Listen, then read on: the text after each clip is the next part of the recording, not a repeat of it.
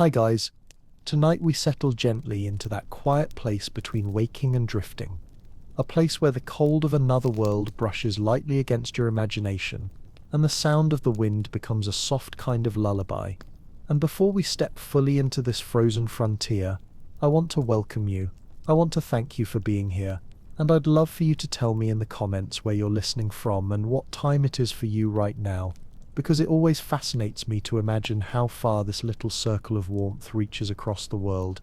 And if you enjoy these calm journeys through history, you can like the video and subscribe, but only if it truly brings you peace. So take a slow breath. Let your shoulders fall just a little. Dim your lights if you wish, and allow the night to settle around the edges of your mind as we step quietly into a landscape where winter ruled without mercy, and people had to discover gentle, clever ways to rest in a world that wanted to freeze everything it touched. You take your first slow step forward, feeling the faint crunch of snow underfoot, and the moment you breathe in the air feels sharp and clean, almost metallic, the kind of cold that makes every sound clearer, every movement slower, and with each exhale you sense the storm deepening around you. Not frightening, not loud, just present like a vast living thing waiting patiently as you walk deeper into its breath. You pull your collar a little higher as the wind drifts past your cheeks in long quiet ribbons, not hostile, just curious, brushing against you, as if testing whether you are really ready to step into the nights that early frontier families once faced without fireplaces, without insulation, without anything except their own determination, and the thin walls they built with frozen hands. And as you move forward, the world narrows into a soft tunnel of white, where snowflakes twist and shimmer in the dim light, like drifting ash from a fire long since extinguished. You picture yourself walking toward the first faint outline of a cabin half buried in the storm, its roof sloping beneath the weight of ice, its walls dark with moisture, and you can feel the quiet pulse of history beneath your boots, the understanding that people once slept here or tried to, on nights when the sky shook loose more snow than anyone thought possible, and the cold pressed against the logs as if it wanted to seep into every breath they took. You push the creaking door open and step inside, letting the wind soften into a distant hum behind you, and the room greets you with a silence so dense it feels almost warm by contrast, though the air is still cold enough to settle against your skin like a thin sheet of frost. You stand still for a moment, letting your eyes adjust, noticing the straw on the floor, the remnants of a small pit where someone once attempted to coax a fire into life, and the thin grey light slipping through the gaps in the walls like water leaking through an old wooden boat. You kneel beside the shallow fire pit, touch the cold edge of a charred stone, and imagine a family huddled here the night before a storm like this one, whispering gentle reassurances to keep fear away from tired children, hoping that a few stubborn embers might survive until morning, even though they knew the wind could steal their warmth at any moment. As you rise, the cabin shifts subtly in the wind, beams groaning like a tired voice speaking from another century, and you run your gloved hand along the nearest log, feeling how the cold has tightened the wood until it seems ready to crack. And for a quiet heartbeat, you understand how sleep in a place like this was never simple rest, but something closer to a negotiation with winter, a fragile surrender that settlers made night after night simply because there was no other choice. You breathe slowly, letting the story pull you deeper, letting the cold settle only around the edges, never inside you, and you step toward the far wall where a faint circle of frost has formed around a small square window, its glass trembling as the wind presses against it, and you picture the storm outside wiping away every footprint, every sign of life except the warm places where people tried to breathe together in the dark. And as you stand there with your hand resting lightly against the trembling frame, you understand that this night, this storm, this fragile shelter is only the beginning, and that the deeper you walk into this frontier winter, the more you will learn about the quiet, ingenious, and sometimes desperate ways people once fought for even the smallest pocket of warmth in a world colder than fear itself.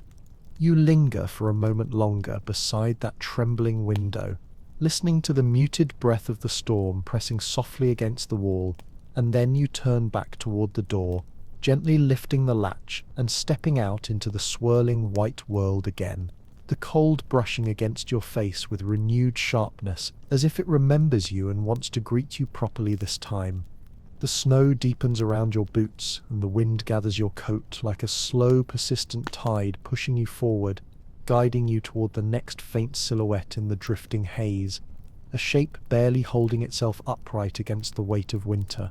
As you approach, the lines of another cabin emerge, the roof sagging under thick snow, whole sections of wall darkened by ice that has melted and refrozen again with each breath of the storm. You steady your hand on the doorframe and slip inside, letting the cold hum settle behind you once more. This cabin feels different the moment you enter. Still cold, still quiet, but touched by a thin echo of warmth, lingering in the air like a memory someone forgot to take with them. Your eyes adjust to the dimness, and you notice a soft mound in the center of the floor, blankets piled thickly into a rough nest, the fabric stiff at the edges but still faintly warm at the heart. You step closer and lower yourself onto your knees, running your fingertips along the patched quilt on top. Beneath it you feel several layers. Clothing, straw, scraps of fur, all stitched or knotted together by hands that understood winter intimately. You lift a corner and a faint breath of warmth escapes. Not enough to comfort you now, but enough to make you imagine what it must have felt like when bodies were curled beneath these layers just hours ago. You press your palm into the bedding and feel how the warmth lingers in slow fading pockets. The way a cup stays warm long after the tea is gone, settlers believed in shared heat, that survival was not the work of one person alone, but the quiet merging of breath and body warmth beneath heavy blankets.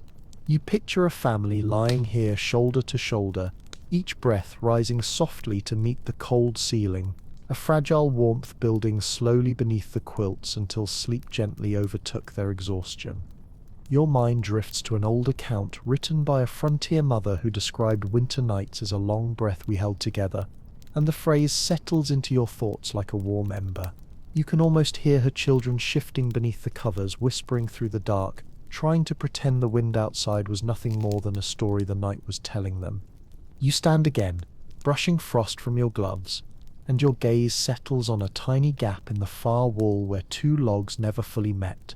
A soft ribbon of wind slips through, cold enough to sting even through your glove when you touch it. You lean your head closer and hear the wind whistling thinly like a distant flute.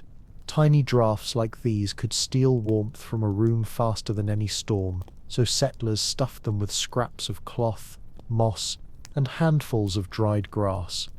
You kneel to inspect the gap and see traces of all three: crushed moss pressed deep into the opening, bits of linen carefully twisted into makeshift caulking, blades of dry grass braided together and forced into place with fingers numb from hours spent patching every crack the storm revealed.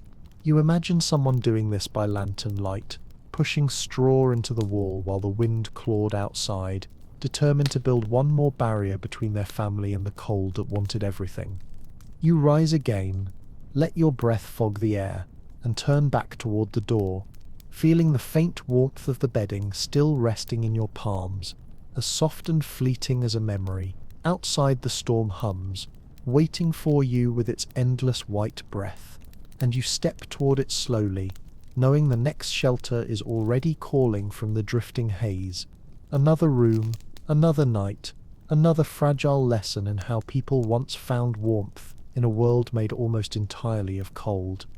You step outside once more, letting the wind wrap around your coat like a restless animal circling your legs, the cold sliding into every fold of fabric until it feels almost alive against your skin.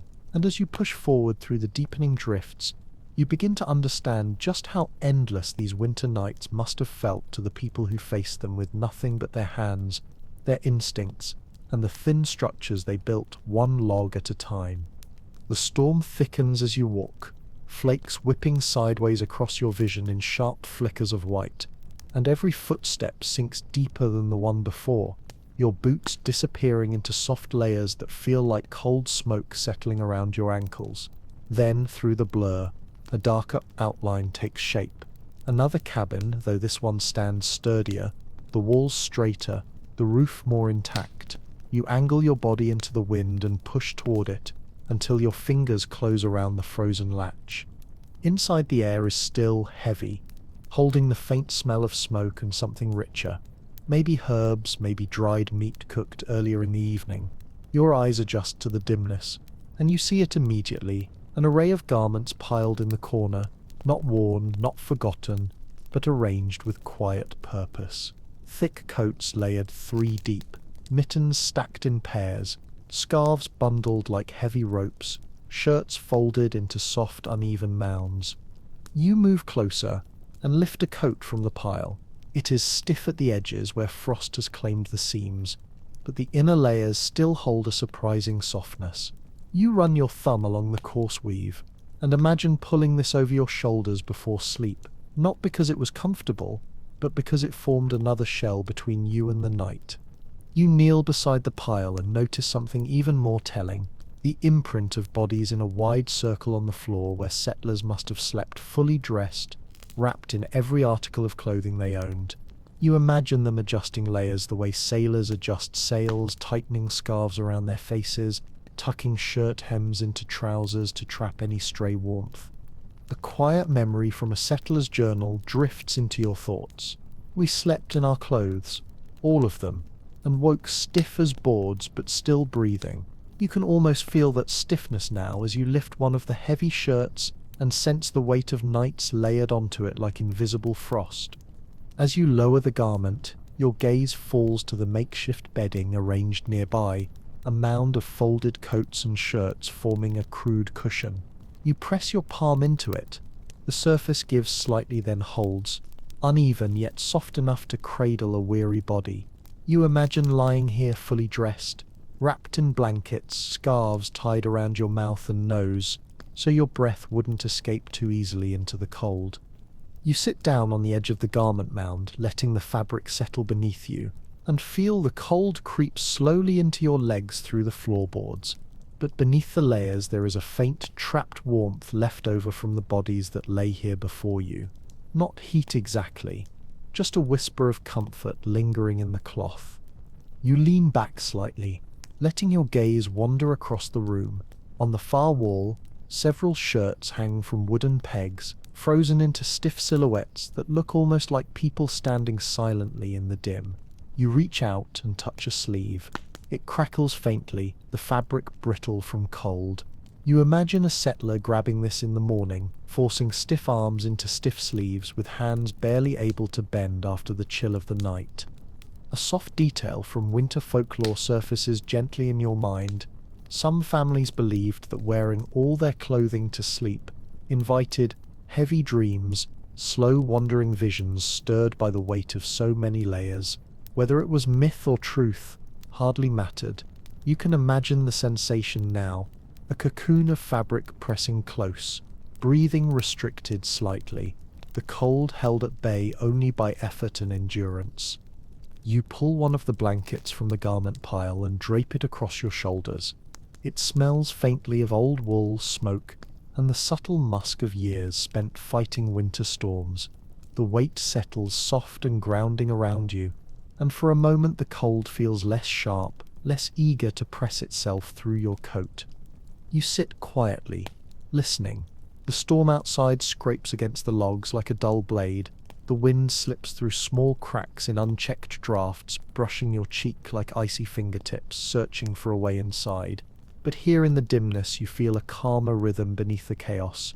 The ghost of warmth, the memory of human breath lingering in corners. You rise gently, letting the blanket fall back into place, and move toward the door. Your glove closes around the latch and you pause for a moment, absorbing the quiet resilience in this room. Clothes worn thin, blankets patched again and again, bedding improvised from whatever survived another storm. Then you push the door open and step back into the blast of icy wind, the storm clutching at your coat as if trying to pull you backward into the darkness. You take a deep breath, steady your steps, and begin moving toward the next faint shape emerging slowly through the shifting white world. knowing that each shelter holds another soft, quiet, fragile secret about how people once learned to sleep in a winter that never made sleeping easy. The wind presses harder now, as if the storm has grown impatient with your steady persistence, swirling around your boots in restless spirals that tug at each step you take. And the cold, instead of shocking you, has become something slower, deeper, a steady presence settling into the seams of your coat, and the fabric of your gloves like a silent companion walking beside you through the night.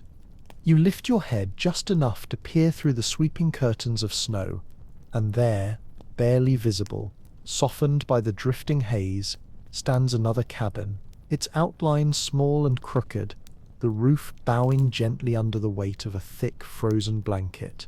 You angle your body forward, letting the storm push against your shoulders like a guiding hand, until your palm finally closes around the frozen latch.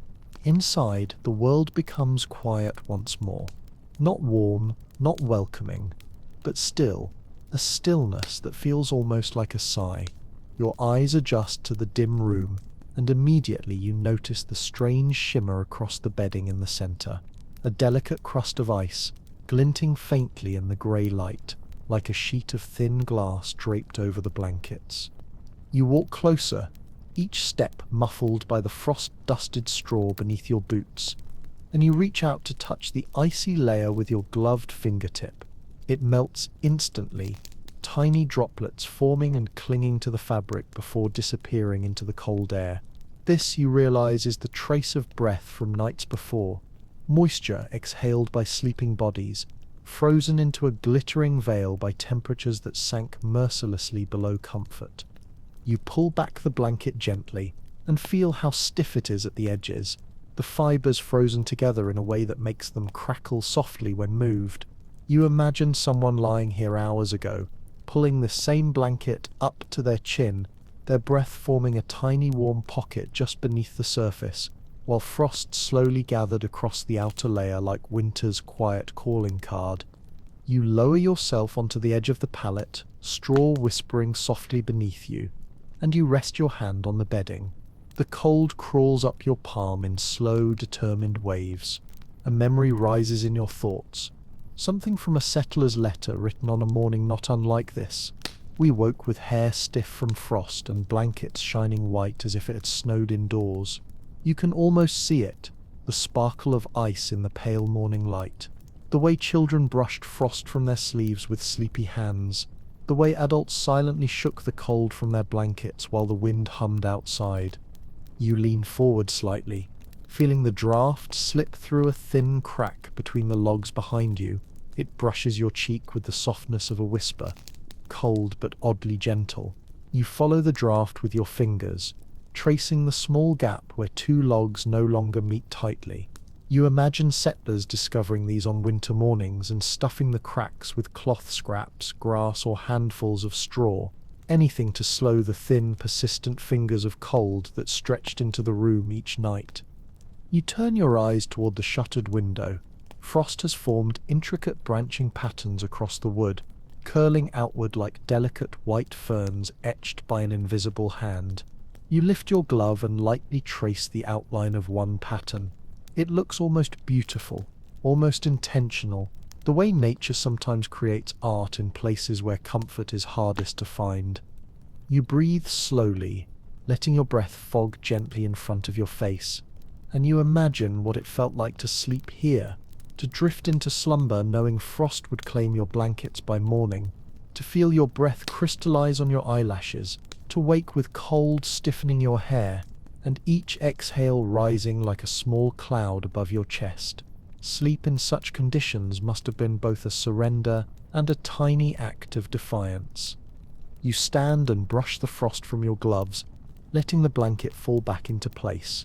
The ice shivers faintly as it settles, catching the muted light like a scattering of tiny stars. You pause for a moment, absorbing the silent beauty of it.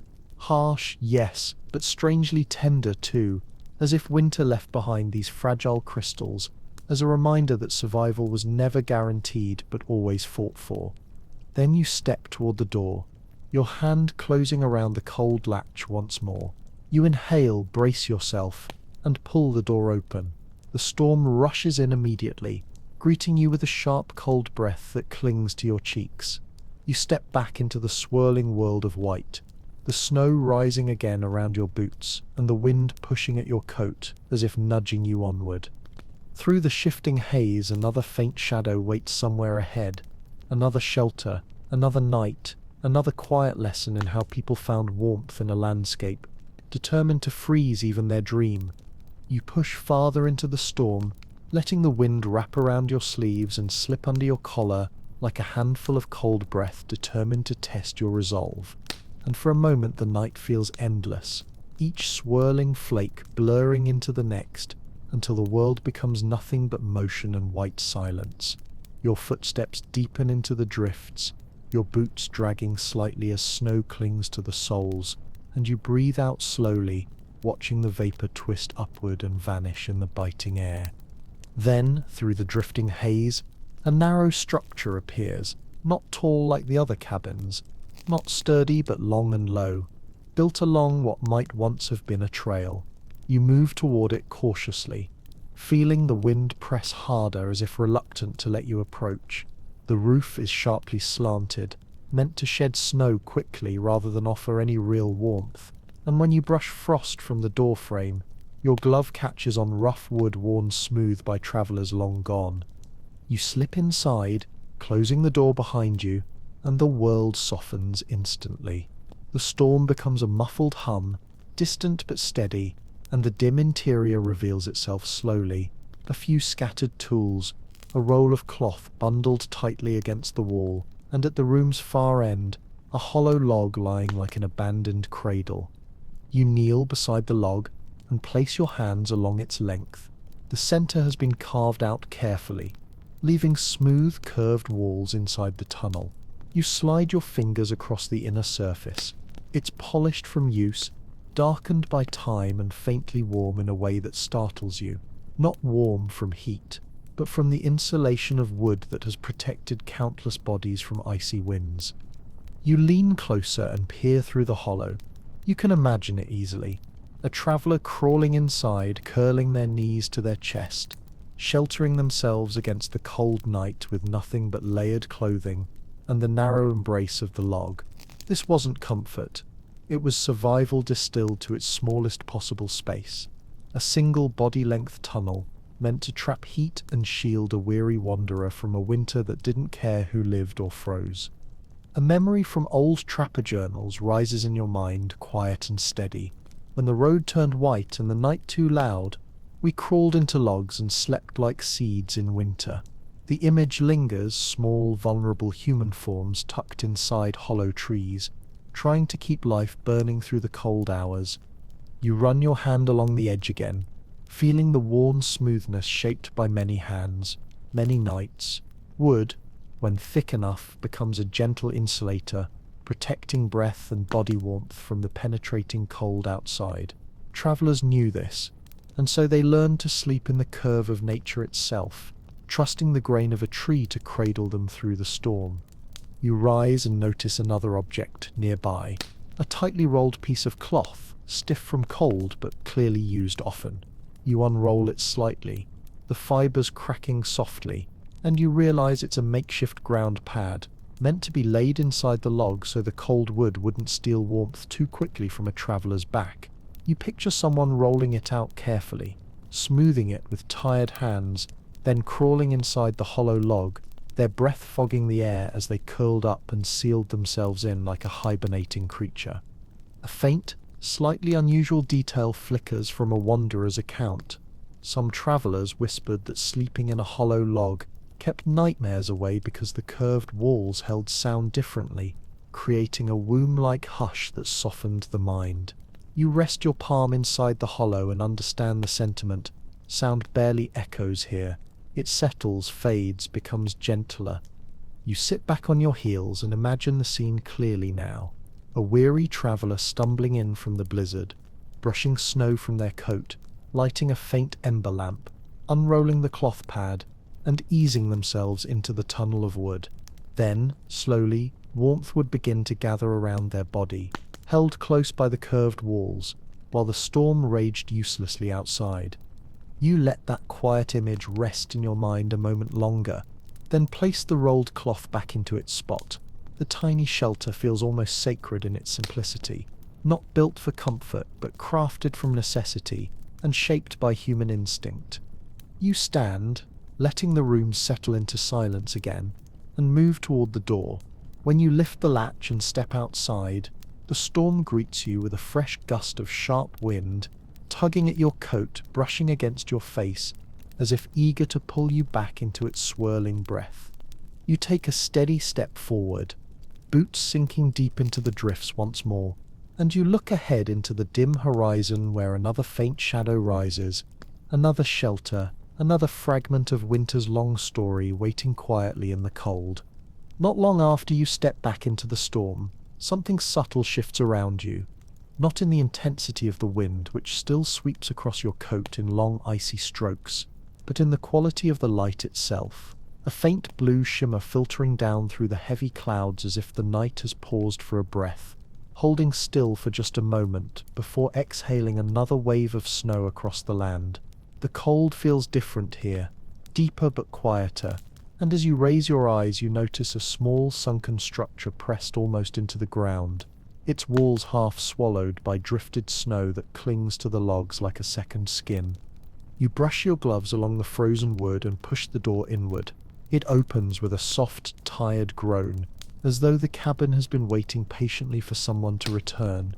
Inside, the air is still, not warmer exactly, but calm, the kind of quiet that seems to cradle the leftover warmth of bodies who slept here not long before you arrived. No fire, no smoke, only the muted glow slipping through a few thin cracks in the walls. Your eyes drift downward, drawn to the far corner where a strange shape lies on the floor. Not a bed, not even a pile of blankets. It is something more instinctual, a shallow depression carved into the packed dirt, lined with straw, scraps of cloth, and a small circle of hides stitched together in irregular patches. A little hollow, a nest, a place shaped not by comfort but by survival. You kneel beside it, and feel immediately how the air changes the moment you lower yourself into the dip. The cold softens, the wind's fingers no longer reach your skin, and a faint pocket of warmth lingers like a memory curled at the bottom of the hollow. You brush your hand across the hide lining and feel the coarse fur, roughened by years of use, still carrying the faint scent of smoke and tanned leather, and suddenly the logic becomes clear. Heat rises, and by sleeping low, wrapped within a shallow bowl of earth, families escaped the cold air that gathered above their heads and pulled across the cabin like an invisible tide. A small detail from a frontier diary drifts into your thoughts, written with a trembling winter hand. At night we slept in our hollow like pups in a burrow. Down there the cold came slower.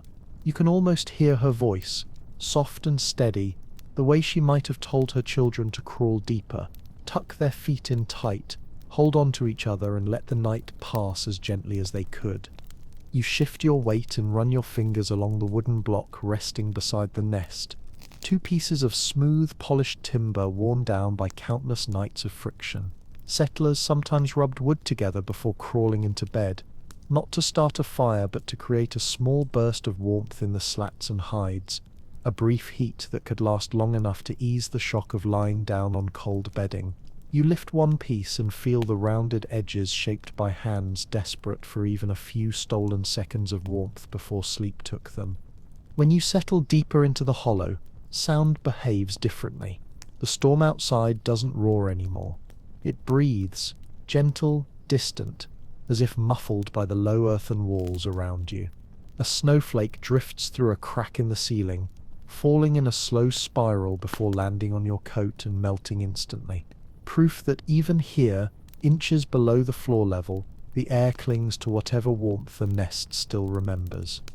You tilt your head back and watch another flake drift downward, and you can almost imagine the scene on a winter night long ago. A family curled together in this shallow space, burrowed beneath hides, letting the low walls catch their breath and their heat, creating a small, warm cave inside a cold, indifferent cabin. Every detail here whispers the same quiet truth that people didn't sleep merely to rest. They slept to survive, using whatever simple instinctive wisdom they carried in their hands. A new shift in the landscape greets you as you climb out of the hollowed shelter. Not a change in the storm's strength, because the wind still circles you with restless insistence, but a change in the texture of the cold itself. It feels sharper now, more crystalline, as if the snow has thinned into a fine powder that whispers against your coat instead of striking it. The darkness around you grows faintly amber, not from sunlight, but from the muted glow reflecting off distant icy surfaces, giving the world an almost lantern-lit hue. You press forward, letting the drifts mound around your boots, and as your eyes adjust to the flickering half-light, you notice a long, low silhouette ahead, not buried by snow, not broken by wind, but leaning slightly as though one wall surrendered to time faster than the others. A narrow trail of disturbed snow leads to its doorway, the kind created by boots moving quickly, perhaps recently, perhaps desperately. You brush your sleeve across the door and feel cold wood crumble under your glove. The latch gives easily, swinging inward to a room that holds a different sort of quiet, a layered one, as if several stories linger here at once, overlapping in the shadows. The smell hits you first, dried herbs, faint smoke, and something warm and earthy beneath it, the scent of old pelts stored for winter nights. Your gaze drifts to the walls where they hang like fallen cloaks of forgotten animals, deer hides, fox pelts, stitched lengths of elk skin, even a heavy bear hide folded carefully in the corner like a sleeping guardian. You step closer, running your hand along a deer hide hung beside the window. The fur is soft but dense, the kind that traps warmth the moment it touches skin. It still carries a trace of forest scent, pine, bark, wild soil, as if the memory of the animal clings gently to its surface. You imagine someone tugging this around their shoulders at night, not as luxury but as a thin promise against the cold. As you move deeper into the room, you notice a sleeping nest, fashioned entirely from hides layered in careful circles, the softest furs inside and the tougher, thicker skins forming the outer rim. You kneel beside it, and even without anyone lying there now, the air within the pile feels warmer, the insulation of fur holding heat as stubbornly as earth holds the last glow of the sunset. You lift a fox pelt draped along the edge. Its fur glitters faintly where ice crystals cling to the tips, as if permanently touched by frost. The warmth beneath your gloves feels almost surprising.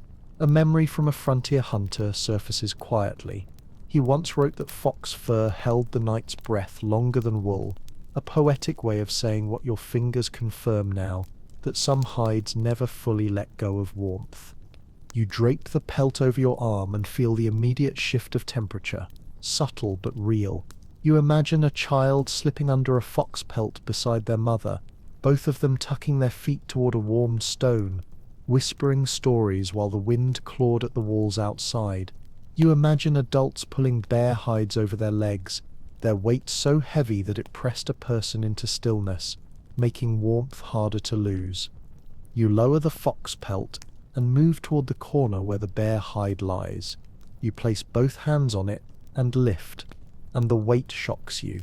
It is immense, thick, dense, radiating a kind of dormant heat that feels like it has been waiting for someone to return. You fold a section across your lap and understand why families cherished these rare hides. Sleeping under one must have felt like sinking into a warm cave carved from the heart of the forest. A soft, almost whimsical detail rises from a pioneer child's recollection. The fur made the storm quiet. When we pulled the bear skin over our ears, even the wind sounded tired. You close your eyes for a moment and let that image settle. The muffled hush, the softened world, the feeling of being wrapped in something older and wilder than yourself. You stand again, brushing stray bits of fur from your coat. The room feels strangely alive with its hanging pelts, their textures carrying silent histories of hunters, animals, storms endured and survived. You picture a family curling together under these hides, their breaths rising in slow white clouds, the warmth trapped beneath layers of fur turning cold nights into something bearable, if not truly comfortable. You walk toward the door, place your hand on the cold wooden frame, and pause. Behind you, the hides sway faintly in a small draught, moving like shadows that still remember the warmth of bodies they once protected. Then you push the door open and step back into the rushing snow, the storm reclaiming the silence at your heels, and somewhere in the dim distance another shape waits, another lesson in how people once coaxed warmth from a world determined to freeze them. The wind changes its voice again as you push farther through the snow, no longer a sharp hiss against your ears, but a low humming swirl that circles your steps like something ancient and thoughtful. The night feels heavier now, as if the storm has sunk deeper into the land, muffling distant sounds and softening the sharp edges of the world. What little light filters through the clouds carries a silvery sheen, reflecting off the frozen landscape in faint glimmers that make the snowdrifts look like quiet waves rising and falling across an endless white sea. A head, barely visible at first, a narrow structure leans against the slope of a small hill, not built in the open like the cabins before, but half swallowed by earth, as if the settlers who made it wanted the land itself to shield them from the cold. You climb toward it slowly, boots sinking deeper with each step, and place your hand against the snow-packed wall. The surface is cold enough to sting even through your glove, but the earth beneath feels strangely steady, almost warm in comparison. You push the door inward, and the room greets you not with emptiness but with a deep, grounded stillness. This is an earth shelter, a dugout home, the kind built out of necessity when wood was scarce and storms too fierce to challenge directly. The walls are a mixture of dirt, stone, and rough timber supports, all darkened by time and smoke. The ceiling is low, forcing you to tilt your head as you step inside, and the air carries a scent like underground springs, damp soil, old wood, and the faint echo of warmth long since faded. As your eyes adjust, you notice something unusual along the far side of the room. Heated stones, blackened from repeated use, stacked in a shallow pit and covered with blankets. Even cold now, they radiate a faint warmth when you place your glove against their surface. You imagine the ritual that must have accompanied them each night. Stones carried carefully from the fire, wrapped in layers of cloth or hide, then tucked beside sleeping bodies to release slow waves of heat through the long dark hours. A settler sips note surfaces quietly in your memory. The stones remembered warmth longer than we did. You feel that truth now in the slow, muted warmth still trapped in their cores. Beside the heated stone pit lies another clever creation, a bundle of grass ropes, braided thick, tucked inside a nook carved directly into the earth wall. You pull one free and run your hand along its surface. The rope is stiff with cold but unmistakably crafted for insulation. Pioneers braided dried grasses into coarse mats and coiled ropes, placing them under bedding and along the floor to block the icy breath that seeped upward from the ground.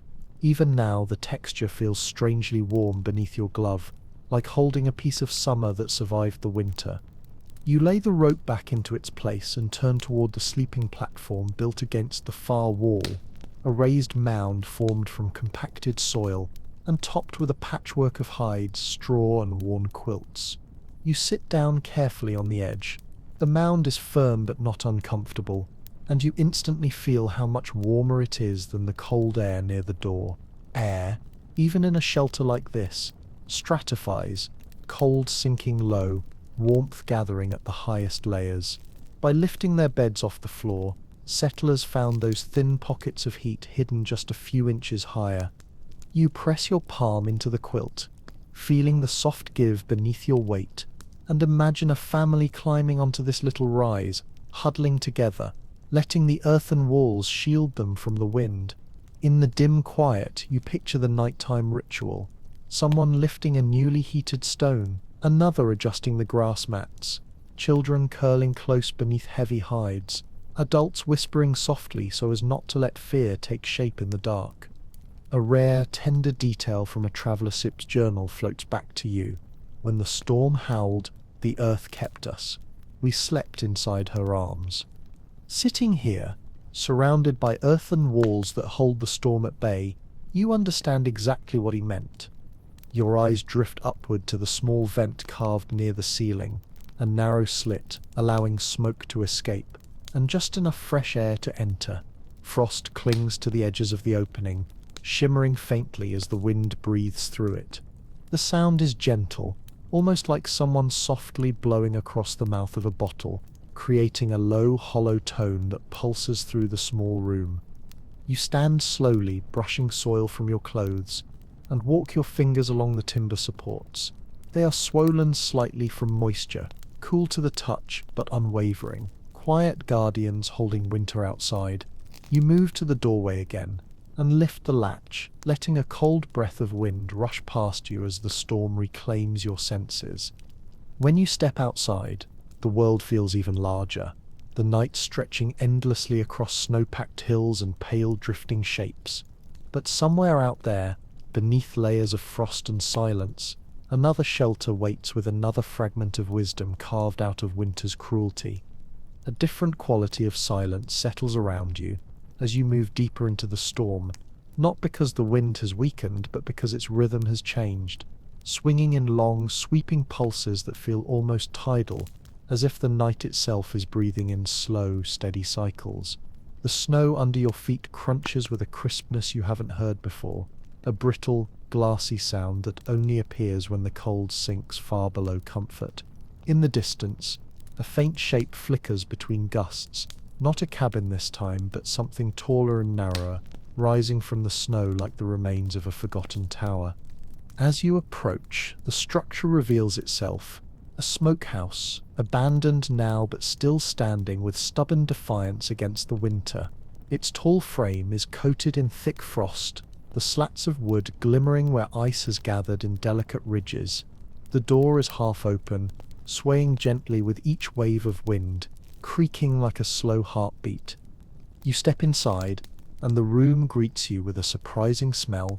Faded, yes, but still distinct. Wood smoke, cured meat, old pine.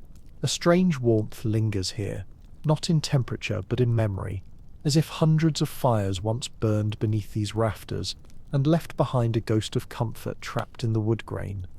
Your eyes drift upward and you notice the ceiling lined with beams where food once hung to dry. Strands of twine still cling to them, stiff as wire in the cold, and beneath them along the floor is what truly captures your attention. A ring of stones carefully arranged, each one scorched black from long ago fires, the circle intact even after seasons of abandonment. You crouch and touch one of the stones. It surprises you. Not warm, of course, but not as brutally cold as the surrounding air. Stone holds heat, even when fire is long gone. You imagine families gathering here on the coldest nights, lighting a controlled fire in the center, letting the structure fill with warmth before extinguishing the flames and retreating inside to sleep while the stones radiated heat for hours. A traveler once wrote in his journal, "It was the warmest place we had, for the smokehouse remembered fire better than the cabin." You understand exactly what he meant now. Sweeping your glove across the stone floor, you uncover a layer of old ash, powdered white and softly shimmering with frost. The settlers would spread this ash beneath their bedding inside the smokehouse, not for warmth but for dryness, because ash absorbed moisture better than soil, keeping blankets from freezing solid beneath their backs. To the right of the stone ring you notice several objects stacked neatly, bundles of bark, tightly rolled. You lift one. The outer surface is rough, but the inside feels strangely insulating, soft, fibrous. Bark rolls like these were used as heat barriers, placed between bodies and cold floors or walls. Some settlers even wrapped themselves in bark beneath their blankets to trap more warmth. You press the bundle to your chest and feel the faint resistance, the way it reduces the bite of the cold for just a moment. A detail from an old homesteader SIPS account rises into your thoughts. "We slept in the smokehouse when the cabin grew colder than the dead."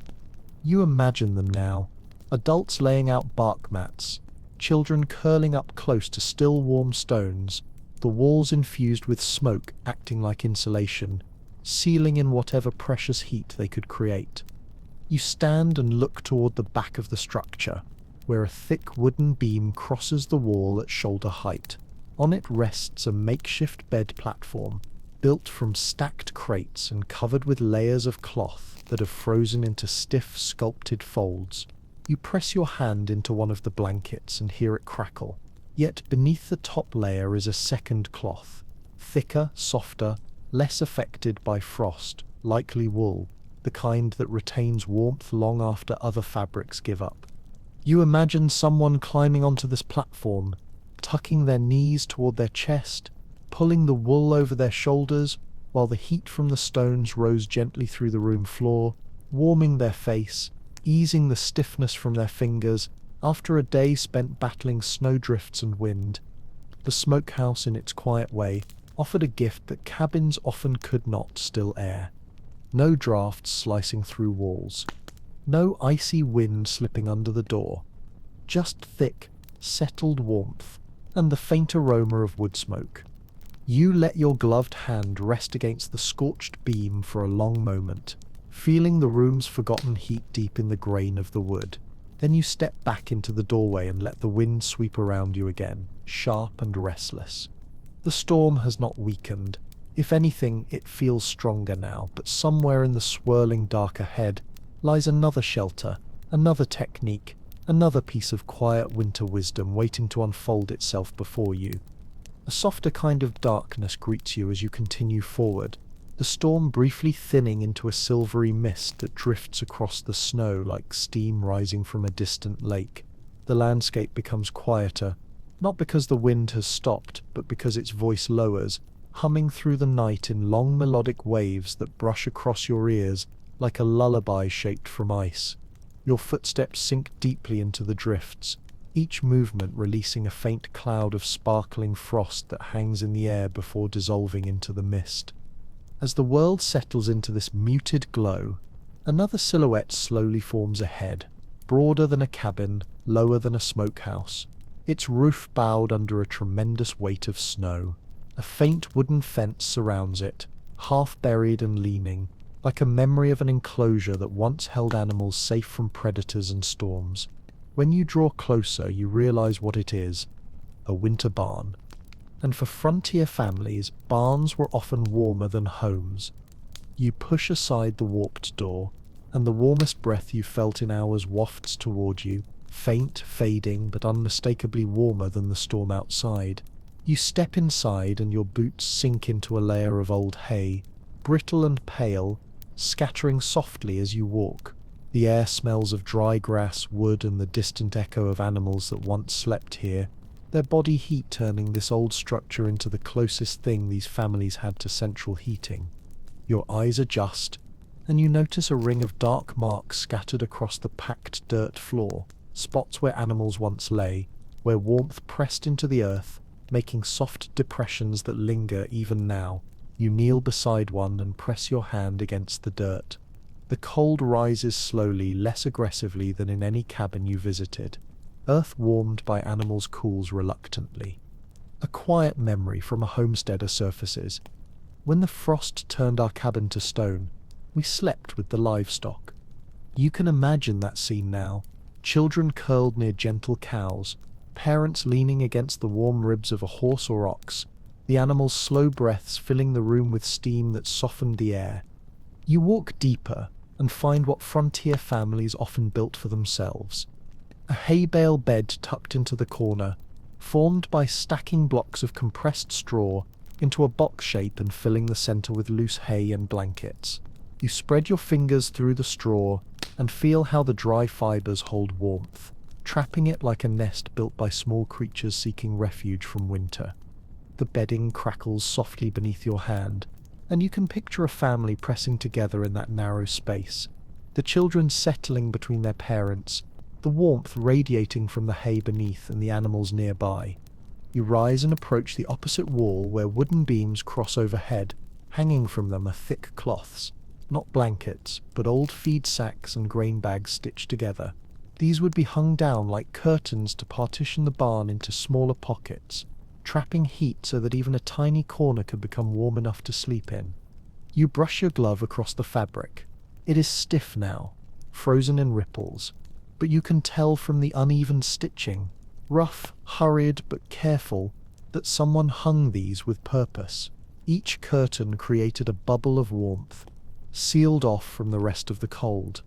Near the beam you spot another clever detail, a lantern niche carved into the wall where settlers placed a single oil lamp. In a cabin it would barely warm a hand, but in a tight, straw-lined corner of a barn, combined with the heat of animals, the glow of the lantern could raise the temperature enough to keep a family alive through the night. You kneel beside the niche and imagine the flickering golden light reflecting off soft hay, off steaming breaths, off children sleeping while their father whispered to the animals, thanking them for sharing their warmth. Then, in the farthest corner of the barn, you notice something quietly remarkable. A shallow pit, lined with stones, once filled with coals taken carefully from a dying fire and carried inside a metal bucket. Settlers would bury the coals under sand or ash, then place a thin layer of hay above it before laying down their blankets. If tended carefully, the warmth could last for hours. You brush your hand over the pit. The stones are cold now, but their positions tell a story. They were arranged with intention, like the spokes of a wheel designed to distribute warmth evenly beneath the sleeping bodies. You sit for a moment on a bale of hay, listening as the barn creaks softly around you, the rafters sighing with memories of winter after winter. The wind outside feels distant, almost irrelevant here. Even abandoned, the barn still carries a faint echo of warmth, as if the animals who once sheltered families still linger in the air. You stand and make your way back toward the entrance.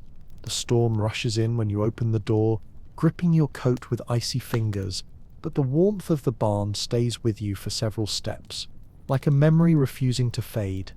Ahead, the darkness thickens again, and somewhere within it lies the next forgotten method, another quiet victory carved out of the fiercest winters humankind ever faced.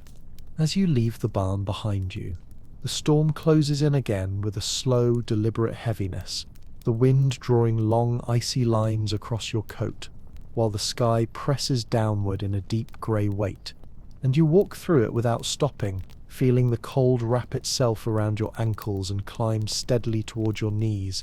Yet your mind drifts into that quiet, drifting space where the world becomes softer. The edges blur, and everything feels suspended between breath and silence until, little by little, another structure begins to surface from the swirling white, not through sudden clarity, but through the way its shadow interrupts the movement of the snow. A low and unusually wide shape nestled against a slope of land that seems to shield it from the worst gusts of the night. You push forward, letting your boots carve slow paths through the deep drifts, and as you draw closer, you notice that the roof is almost level with the ground, weighed down not by neglect but by intention, because this is no ordinary cabin but a sod house, built directly into the earth using cut blocks of thick grass and frozen soil stacked like heavy bricks, their dense fibers and compacted dirt forming an insulated shell stronger against winter than wood alone. And when you place your hand on the wall, a shiver runs up your arm, not from cold but from a strange sense of steadiness, as if the ground itself is holding the house in place. You slip inside through a narrow doorway, reinforced by wooden planks, and immediately the air changes, not warmer but calmer. Still, the wind reduced to a faint muffled murmur as it brushes against the sod-packed walls that absorb sound the way snow absorbs footprints, and your eyes sweep across the room to take in a scene that feels oddly intimate. A single low ceiling supported by rough timbers, the walls lined with animal hides tacked flat to keep moisture from seeping in, and at the center of the room a shallow fire pit that has long since gone cold, though the earth around it still holds a quiet echo of warmth, like a memory buried just beneath the surface. You kneel beside the pit and run your glove through the thin layer of dry ash, noticing how it clings faintly to your fingers, and realize that settlers slept here not simply because they chose to, but because the earth, when shaped into walls, offers a kind of natural insulation no wooden cabin could match. The sod thick enough to block out wind, the packed soil heavy enough to hold steady against nights when the temperature fell so low that breath crystallized the moment it left your lips. And you can almost hear a family whispering in the dark, not in fear but in determination, settling themselves along the raised earthen platforms built into the sides of the house, their bodies wrapped in blankets and furs, while the earth pressed against their backs and slowly radiated the day's stored heat into their bones. You step toward one of those platforms now, brushing your hand along the tightly woven grass mat that covers it, and feel how the fibers, though brittle from cold, still offer a faint springiness beneath your touch, the kind of modest comfort that would have meant the difference between stiffness and sleep on a night like this. And you picture a mother laying her children here, tucking their feet beneath warmed stones, adjusting the hides to seal out drafts, whispering a story meant to make them forget the storm clawing at the world outside. The ceiling overhead dips lower near the far wall, forcing you to bow slightly as you approach, and this tilt in the structure makes sense the moment you run your hand along the sloping soil above. The roof was intentionally flat and covered with layered sod blocks to trap heat, each block heavy with roots and earth that acted like blankets draped across the entire structure. And you imagine the way snow piled on top would have served as an additional insulated layer, turning the home into a kind of winter cocoon, where the difference between surviving and freezing hovered on the edge of how well the sod was laid. Then you notice something else. A small clay pot cracked along the rim, sitting beside the wall on a stone shelf. You lift it gently and see faint soot marks inside, realizing it once held coals carried carefully from the fire pit at night, the clay absorbing heat slowly and releasing it over hours, enough to warm hands or feet if wrapped in cloth and placed beneath blankets. And the simplicity of the solution strikes you with its elegance, because out here small innovations mattered more than grand inventions, and even a cracked pot could hold the promise of warmth. You set the pot down and walk back toward the center of the room, listening to the soft crunch of frost beneath your boots.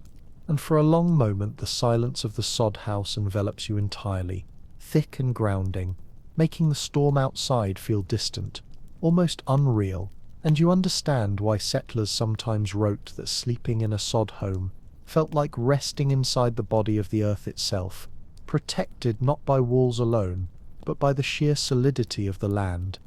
You lift the latch, step outside, and the storm rushes against you in a sudden surge, swirling around your shoulders with renewed insistence. But as you brace yourself against the wind, you carry with you the memory of that grounded warmth, that stillness built from earth and effort, and you move forward knowing the night holds yet another shelter, another method, another quiet testament to the stubborn, ingenious ways people kept themselves alive in winters that seemed determined to take everything from them. You step away from the sod house and feel the storm reclaim you instantly, its wind curling around your neck in long, cold spirals that tug at your collar and sting your cheeks. And for a moment you have to pause, letting your breath settle as the night presses against you with the slow, steady insistence of something ancient and patient, something that has outlasted generations and intends to outlast you too. Yet even here in this churning white silence you sense a strange calm beginning to form, the kind that comes when your body adjusts, your mind softens, and the cold becomes less an enemy, and more a presence you must simply move through. As the snow swirls around your boots in restless little whirlpools, you push forward again, following a faint, dark line half buried beneath the drifts, maybe the trace of an old wagon path or the shadow of a trench settlers dug long ago. And as you walk, the shape of the next shelter emerges slowly from the haze, not because it is tall or strong, but because of the way the storm seems to snag around it. A squat little structure leaning against the side of a rocky hill, its roof sloping sharply downward, its walls half covered by long planks held in place with stones and frozen mud. When you finally reach the door, you notice it is not a door at all, but a hanging pelt, stiff with frost, draped over a narrow entrance, and as you push it aside, a wave of air greets you. Not warm, not soft, but undeniably less brutal than the world outside, and that small difference feels like stepping into another reality. The inside of the shelter is dim, low, and cramped, the kind of place where you instinctively lower your head even when there is space to stand. And as your eyes adjust, you begin to understand what this structure is: a dugout, carved directly into the side of a hill, half earth, half timber, built by settlers who arrived too late in the season to construct full cabins, and instead turned to the simplest, quickest form of protection they could manage before winter took hold. The walls are packed earth, smooth in some places, crumbly in others, held back by wooden planks that have bowed slightly under the pressure of frozen soil, pressing from the outside, and when you place your hand against one of the timbers, the cold seeps through slowly, like a slow-moving tide finding its way beneath your glove. You move deeper into the narrow room, and notice the remnants of a small trench dug along one wall to catch melting frost and keep the floor drier. Above it hangs a thin rope woven from plant fibers, frozen stiff but still intact, where someone once hung mittens or socks to dry in the faint warmth of a candle or a small ember bowl set on the floor. You crouch beside one of those bowls now, a shallow clay dish stained with soot, filled with the faintest remains of ash, and you imagine a family huddled here, cupping their hands above it as a few glowing coals radiated the softest pulse of heat, not enough to warm the room, but enough to warm fingers, enough to warm hope. The dugout smells faintly of earth, old smoke, and something else, a hint of wool soaked too many times and dried too slowly, and you can practically hear the scratchy rustle of blankets shifting as people arrange themselves for sleep, their bodies packed into the narrowest strip of space along the far wall, where a low wooden shelf serves as the bed platform, covered with straw and a rough hide that still carries the faint smell of the animal it once belonged to. You sit on the platform for a moment, feeling the structure dip slightly under your weight, and you imagine the family who built this place choosing the spot carefully, carving out the room with shovels and hands, timing their breaths to the rhythm of exhaustion, because winter storms did not wait and daylight slipped away faster than they could think, forcing them to dig and shape and reinforce until this was all they had. A home carved from earth, a shelter made from necessity more than comfort. A detail from early frontier letters drifts into your mind, describing how dugouts could stay surprisingly warm during the deepest cold if the entrance was covered well, because the earth walls did not let the wind inside. But other settlers wrote about waking to droplets of frozen condensation falling from the ceiling, tiny icy beads that gathered all night and dropped onto their faces while they slept. And you sense both truths now as you look at the faint glimmer of frost crusting the ceiling beams. You lean back and imagine the quiet rhythm of a winter night in this dugout, the wind roaring outside, the earth vibrating softly with each gust, the air inside sharp but still, the breath of every sleeper rising in pale clouds that linger before fading into the dark. And in that dimness you sense the strange security these homes offered, fragile yet protective, humble yet enduring, a lesson in how survival sometimes grows from the simplest architecture carved with the simplest tools. When you finally stand and move toward the entrance, you lift the stiff pelt with your gloved hand, and the storm pours in again, swirling around your legs as if welcoming you back. You step outside, let the cold settle across your cheeks, and continue forward through the dark shifting white, knowing another shelter waits ahead, another quiet story about the way people once rested in nights that wanted to swallow them whole.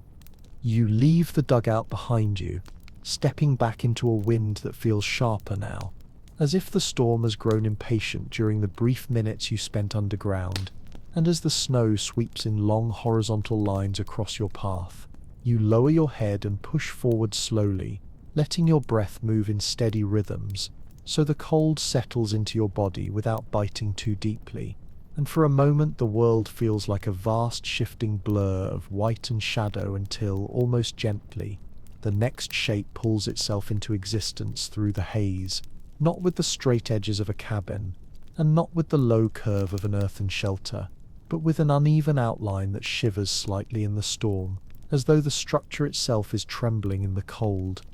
As you come closer, you realize why the silhouette looked strange from a distance. The cabin you saw is not made of wood at all, but of canvas stiffened by frost and stretched over a frame of thin logs, the entire structure sagging slightly under the weight of snow. And when you place your hand on the wall, the fabric crackles beneath your glove, frozen into a sheet that shifts only when the wind pulls at it, like the hide of some slumbering winter creature. You duck under the low entrance flap and slip inside, and the air greets you with a thin, wavering warmth.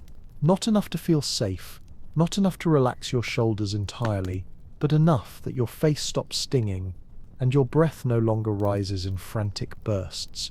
The warmth comes from a tiny metal stove, its sides glowing faintly red, positioned in the center of the tent with a narrow pipe disappearing through a slit in the canvas roof, where smoke escapes in a thin, wavering ribbon. You kneel beside the stove and hold your hands before it, sensing the heat that pulses outward in slow waves, the kind of warmth that seeps into your palms and wrists before disappearing again into the frigid air. And you imagine the settlers who slept here relying on this small stove, the way a sailor relies on a single lantern in a turbulent sea, fragile, flickering, but absolutely essential. Around the stove, the floor is covered with woven mats, rough and uneven, made from whatever materials were available: reeds, bark strips, bits of worn-out rope braided together into makeshift insulation. The outer edges of the mats are stiff with frost where the cold pressed through the canvas walls, while the center shows faint signs of melted snow, likely from boots placed too close to the stove in hopes of drying before sleep. You sit on one of the mats and feel how thin it is, yet imagine how much relief it gave to anyone sleeping on frozen ground. And as you shift your weight, the tent shivers with you, the walls rustling softly like the wings of a bird startled from rest. A detail surfaces from old winter expedition journals. Many settlers on long journeys or scouting trips used winter tents modeled after military field shelters, small enough to heat quickly but prone to collapse under heavy snow, requiring constant vigilance through the night. Someone had to rise every hour or two to brush snow from the canvas from the inside using a stick. Otherwise the roof bowed inward until it touched sleepers' faces with its icy weight. You look up and see the faint sagging of the roof, the center beam bowed just a little, and you reach up instinctively, pushing against the canvas. A wave of loose snow slides down the outside with a soft woof, and the tent lifts slightly as if exhaling, the walls straightening enough to give you a little more space to breathe. Near the back of the tent lies a bedroll, thicker than a blanket but thinner than a mattress, rolled neatly and tied with a leather cord. You untie it carefully and unroll it onto the mat. Inside is a lining of rabbit fur stitched between two layers of fabric, the fur long crushed flat but still warm to the touch. And you picture a traveller lying down here with their coat still on, boots placed near the stove, scarf wrapped around their chin, breath billowing into the dim air, while the stove clicked softly as metal cooled and reheated. You settle onto the bedroll and feel the cold underneath you, the heat from the stove barely reaching your legs before vanishing again, and you realize how easy it would have been to drift into sleep, only to awaken with your breath frozen on your blanket, the canvas walls snapping softly in the wind, the stove's glow thinning until someone rose groggily to feed it another scrap of wood. A small, unusual recollection from an explorer's diary floats into your mind. Some travelers placed heated stones inside their tents not to warm the air but to warm their boots, believing that placing warm feet into cold boots in the morning was a shock too dangerous for the heart in severe climates. Whether true or superstition, you sense the desperation for small comforts in a place like this. You sit upright again and imagine the tent during a long winter night, the stove glowing like an ember, the canvas walls rippling with each gust of wind, the floor creaking softly as sleepers shifted, the air inside warming just enough to make it breathable but never enough to soften the cold in your bones. Survival in such a shelter was not restful, merely possible. You tie the bedroll back up, stand slowly and make your way to the entrance. As you lift the frozen flap, The storm pushes against it with impatient force, and you slip outside, letting the canvas fall back into place behind you.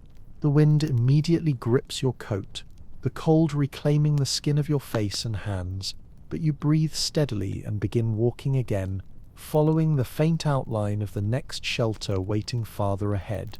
Each step a reminder of how many ways people once learned to sleep in nights that wanted to freeze the world silent. You step away from the canvas tent, and the cold folds around you again with a slow, deliberate weight, as if the storm had been waiting just outside the flap for the chance to reclaim your skin. And while the wind slides beneath your collar and needles along the back of your neck, you let your breath settle into a steady rhythm, accepting that the night will not soften, that the storm will not offer mercy, yet feeling a curious calm that comes from moving deeper into a world where every structure, every shelter, carries another small whisper of human endurance etched into its walls. You walk slowly, letting the snow rise halfway up your boots with each step, and as you squint through the swirling flakes, a new shape emerges, tall, narrow, almost fragile against the force of the wind, its outline flickering at the edges as if it might vanish whenever you blink. But as you approach, it becomes clear that this is not a cabin, nor a tent, nor a mound of earth, but a kind of winter watch station, a minimalist outpost built by settlers who needed a place to rest during night patrols around livestock or along the borders of early homesteads, a shelter meant for hours, not days. You push the door open.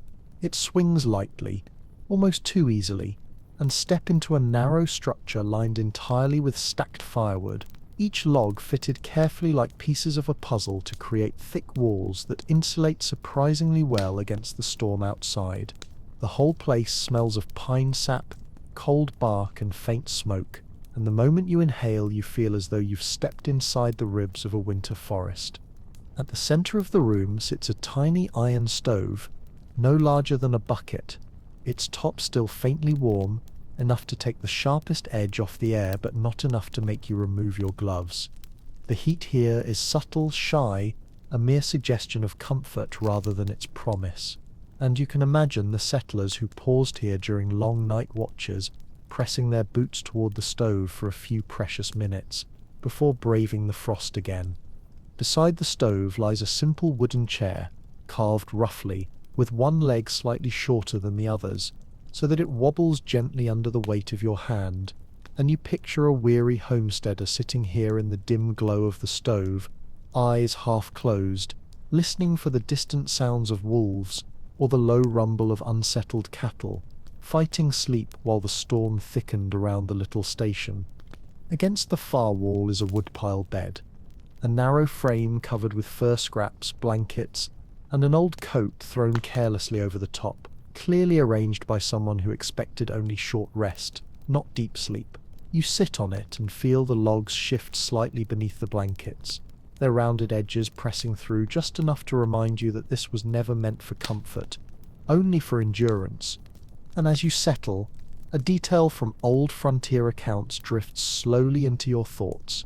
Many homesteads assigned rotating winter watches to keep predators away from livestock, and because these shifts happened throughout the night, small shelters like this were built along the property edges, far from homes, close to danger, offering brief warmth but no real safety. The watchman often wrote about drifting into shallow, nervous sleep, waking at the slightest sound, knowing that a wolf pack or a stray cougar could be just beyond the tree line.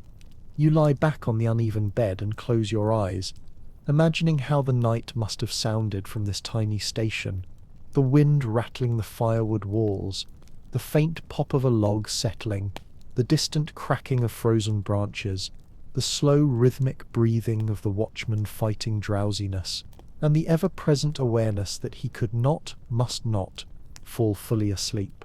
Your hand drifts along the inside of the wall, and the logs feel cold but solid, each one absorbing the warmth of the room and holding it tightly, preventing drafts from weaving through the seams the way they would in poorly built cabins. You sense why settlers valued woodpile shelters in emergencies. They were quick to build, surprisingly warm, and carried the natural insulation of the forest itself. Beside the bed sits a lantern, its glass fogged with soot from countless nights, and when you lift it, the metal feels icy against your glove. You imagine the soft amber light it once cast across the tiny room, flickering gently each time a gust of wind pressed against the wooden structure, creating shadows that swayed like silent figures keeping company with the watchman. You rise slowly and step toward the door, listening for a moment to the faint hum of the wind outside, the shelter holding firm against the storm, as if embracing you in a tight, fragile hug. But the moment you lift the latch and push the door open, the world explodes into swirling white again, the cold lunging forward with renewed hunger, slipping under your coat and biting your skin with sudden sharpness. You step outside and pull the door shut, letting the wooden station return to its quiet purpose behind you. And as you brace yourself against the storm once more, you feel something new, a deeper understanding of how even the smallest corners of warmth mattered, how even brief moments of shelter stitched themselves into the long fabric of winter survival. You lower your head against the wind and walk forward, snow rising like small waves around your legs, ready to approach the next structure waiting faintly in the distance, carrying yet another story of how settlers found sleep in a world determined to take it away. As you leave the watch station behind, the cold folds around you again with a kind of fierce tenderness, the wind gripping your coat as though trying to pull you back into the storm's own restless rhythm. And for a long moment you walk with your head lowered, listening to the crunch of snow beneath your boots and the distant hollow roar of gusts sweeping across the frozen land, each sound layering itself slowly into the quiet calm that settles deep inside your ribs, once you've been in the cold long enough for the body to stop resisting it. The night is darker now, the storm heavier, the sky pressing down in a thick curtain of swirling white that turns distance into guesswork and shapes into illusions. Yet through the blur you begin to notice a faint line of light, soft, low, almost hesitant, glowing from the base of a sloping hill ahead, exactly where no cabin should be, and the sight draws you forward with a slow curiosity that mixes gently with the tired warmth still drifting through your limbs from the last shelter. As you come closer, the glow becomes clearer, steady and golden, shining through tiny holes in a wall of stacked stones, the kind settlers built quickly when they reached rocky ground, too frozen to dig, and too barren to gather enough timber, a shelter shaped not from the forest or the soil, but from whatever the land offered in its most stubborn form. The doorway is narrow, hardly taller than your shoulders, and you have to stoop as you slip inside, brushing snow from your coat before letting the wind hush behind you. The air in the stone hut is still cold, sharp against your face, crisp in your lungs, but there is a thread of warmth lingering just above the floor, the kind of fragile heat that gathers from breath, body, and a small, carefully tended flame. Near the far wall, a shallow stone hearth cradles a few glowing coals, their light flickering across the uneven rocks and casting soft shadows that sway like tired ghosts. Someone once arranged those stones intentionally, building the hearth so that heat would pool low to the ground and radiate outward into the center of the hut, where a simple straw bed sits on a layer of dried moss, its surface flattened by many heavy, exhausted nights. You kneel beside the hearth and extend your gloved hands toward the coals, watching their faint red hearts swell as a gust of air shifts through the cracks in the walls. The warmth grows just enough to soften the chill in your fingers, and you can imagine a settler crouching here with sleeves rolled up, blowing gently across the embers, coaxing them to life so that the hut would not plunge into bitter cold before morning. A quiet detail rises from old winter settlement records. Many stone shelters were built quickly by families who arrived too late in the season to raise full cabins, their walls left unplastered and unsealed, allowing wind to seep through in long, thin threads that made winters inside them a constant negotiation between warmth and draught. And as you trace a crack in the wall with your fingers, you can feel this truth settle into your imagination. The stones are cold but sturdy, their gaps small but relentless, the hut strong enough to protect but never enough to comfort entirely. You sit on the straw bed next, sinking slightly into its uneven surface, and notice how the moss beneath gives off a faint earthy scent, a smell that would have mixed with wool, smoke, and human breath on long winter nights, when every sound outside was swallowed by storm. You imagine someone lying here, wrapped in blankets patched so many times that original fabric was hardly visible, feet stretched toward the coals while the wind whistled softly through the cracks like a thin winter flute. Above your head, the stone ceiling is low and irregular, packed with smaller rocks wedged between larger slabs, and in the far corner you spot a pile of heated stones, smooth river rocks carried inside earlier in the evening, warmed in the hearth, and then placed under blankets to help sleepers make it through the coldest hours. You pick one up, and though it has long since cooled, you feel the memory of warmth in its weight, the faint whisper of heat held hours longer than any flame could manage. A peculiar little note from an explorer's journal drifts slowly into your thoughts. Some frontier families believed that heated stones remembered the sun, carrying the warmth of summer long after winter tried to erase it.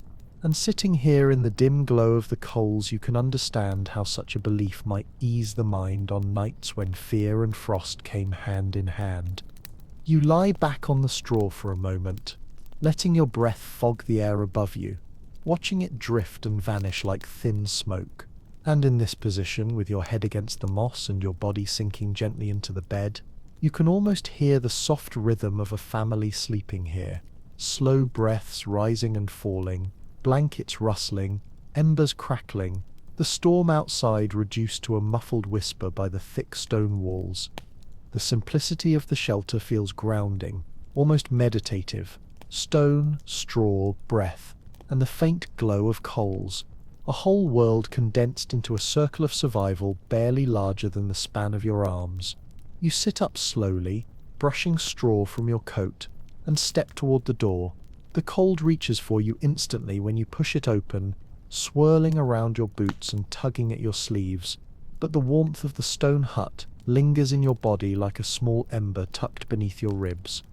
You take one slow step into the storm, then another, letting the night gather around you once more as you walk toward the next faint structure waiting somewhere in the drifting haze, ready to reveal yet another way settlers found rest in a world determined to freeze every breath before morning.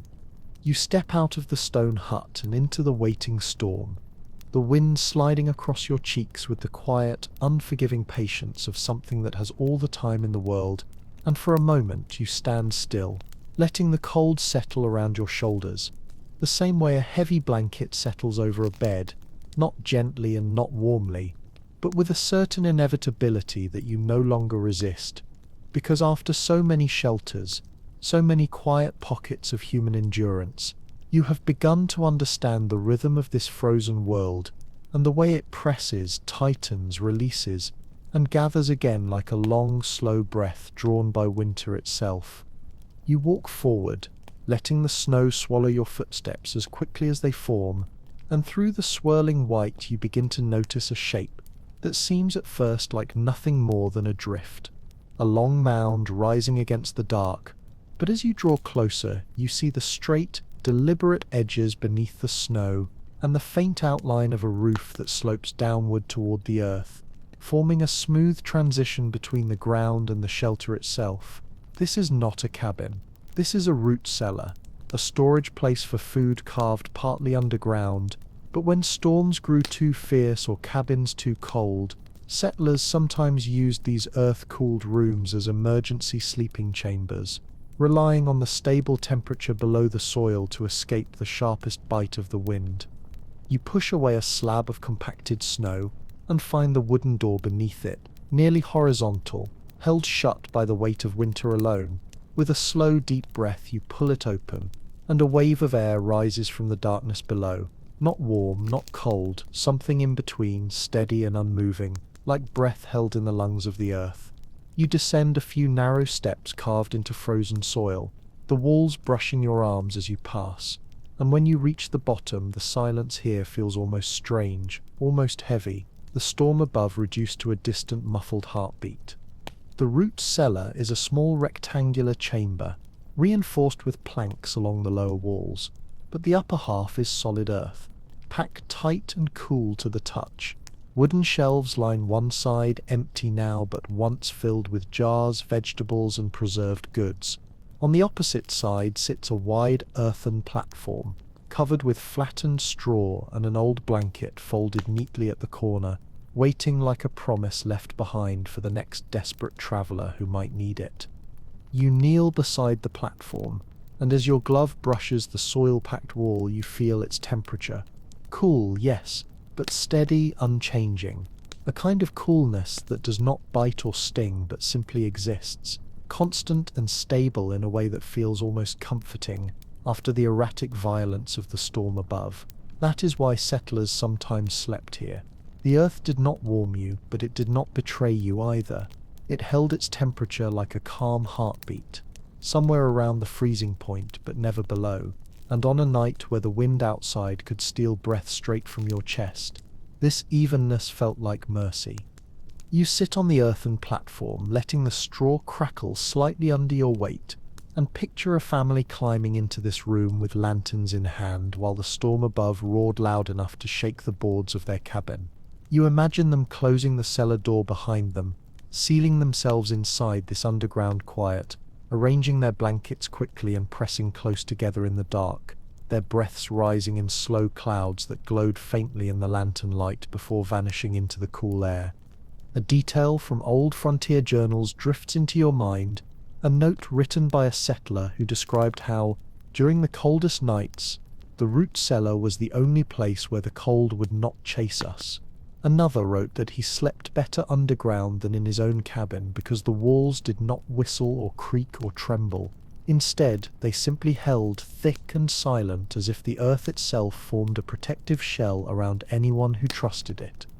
You run your hand along the soil-packed wall beside you and feel its firmness, its subtle vibration when the storm rumbles far overhead, and you realize there is a strange peace in being beneath the world rather than inside it. Up there, the wind hunts for cracks, searching for weakness, threatening to steal heat from your skin. Down here, nothing chases you. Nothing tries to enter. The cold cannot rush. The wind cannot shout. The silence becomes its own kind of shelter. In the opposite corner you notice a small stone jar, half buried in the earth, its lid chipped but still intact. You lift it gently and find nothing inside, but you can imagine what it might once have held: salt, berries, dried corn, maybe even coals carried from a dying fire to warm a little straw in the blanket above. Root cellars were meant for storing food, yes, but survival blurred lines everywhere. A place that held vegetables could also hold sleep. A place meant for jars could also hold shivering bodies wrapped in blankets. You lie back on the straw, your head resting lightly against the packed earth, and close your eyes for a moment. The silence down here feels like another world, thicker and calmer than anything above. The only sound is your own breathing, slow, steady, softened by the dirt walls that absorb everything except the faintest memory of movement. You imagine children falling asleep first, their small bodies curled tight under blankets, while adults whispered in low voices about the storm's strength and whether the cabin above would still be standing in the morning. You sit up again slowly, brushing the straw from your coat, and climb the narrow steps toward the door. When you push it open, the storm rushes in immediately, filling the space with its wild, swirling voice, and you climb out into the night, pulling the door closed behind you with a dull thud that disappears into the wind. You stand for a moment at the top of the hill, letting the cold spread across your cheeks once more, and then you begin walking toward the next shadow rising faintly through the drifting white, another fragile, stubborn reminder of how people once slept through nights, determined to freeze anything that dared to dream. You leave the root cellar behind and step once more into the night, where the storm has gathered itself into a deeper, heavier force, the snow no longer falling in flakes but in long, sweeping sheets that move across the land like veils pulled by an invisible hand. And as you push forward through the drifting white, the world narrows again into a tunnel of motion, sound, and breath the cold threading itself along your eyelashes while the darkness presses around your shoulders with a weight that somehow feels both immense and strangely intimate. You walk with slow, deliberate steps, letting your boots sink into the snow until the land begins to rise beneath you in a gentle slope, the storm softening for just a moment as the hill shields you from the northern wind. And it's there, halfway up the incline, that you begin to notice a cluster of shapes that look at first like boulders scattered in a loose circle, rounded and huddled together, as if nature itself built them. But as you approach, you see faint traces of human intention in the arrangement, stones fitted into low rings, gaps filled with frozen mud, and in the center of the circle, a slight depression in the snow, as though something lies buried beneath. You brush the snow aside and reveal a thick canvas cover, stiffened by frost and weighted at the corners with stones. You lift one corner carefully, and a breath of cool, dry air rises from below, a muted, scentless air that feels strangely calm, as if held in place by long patience. Beneath the canvas is a narrow opening framed with stones, leading into a dug fire pit shelter, a simple, ancient form of winter refuge where heat was trapped under earth and rocks, and where warmth lingered far longer than the flames that created it.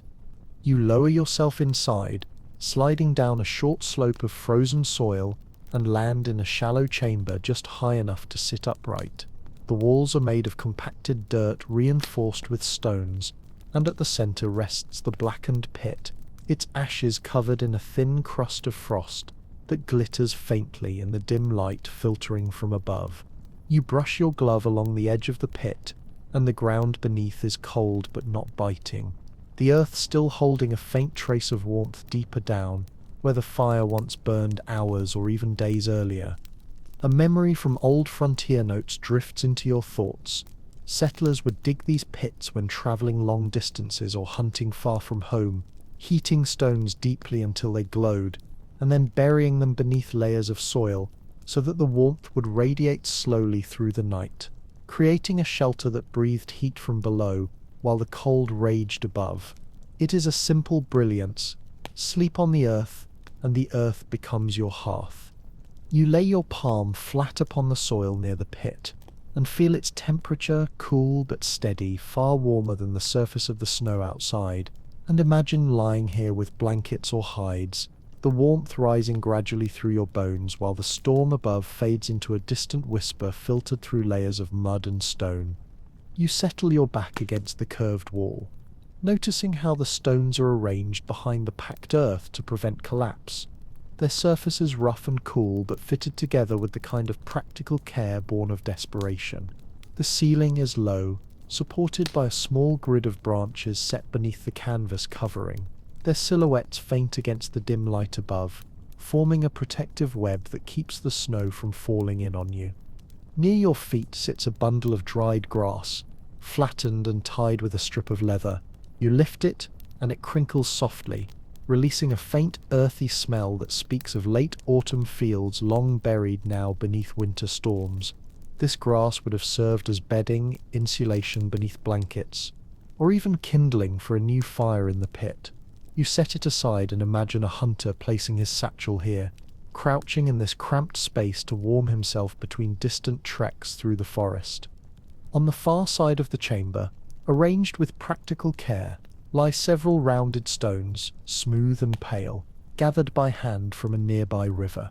These were the stone settlers heated in the fire to bury beneath the soil, and when you lift one now, even in its cold state, you feel the dense weight of it, the memory of heat, locked somewhere deep inside, waiting patiently for flame. A strange kind of serenity hangs in this hidden space. The storm outside thunders, but here the sound arrives softened, muted, almost thoughtful, as though the earth itself is slowing the noise to a heartbeat's tempo. You close your eyes for a moment and imagine the way a night must have unfolded in this shelter. The flicker of firelight dancing against the stones, the soft breaths of a tired traveller drifting upward, the warmth rising slowly from below until sleep comes, not with comfort but with sheer relief.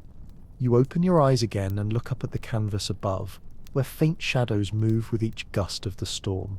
The covering flutters gently, but the stones holding it in place keep the cold from slicing inward. The simplicity of the structure feels ancient, older than cabins, older than frontier settlements, an instinctual human method for turning fire and soil into survival. After a long, quiet moment, you climb back toward the opening, pushing aside the canvas flap and emerging into the storm, which greets you instantly with its sharp, swirling breath.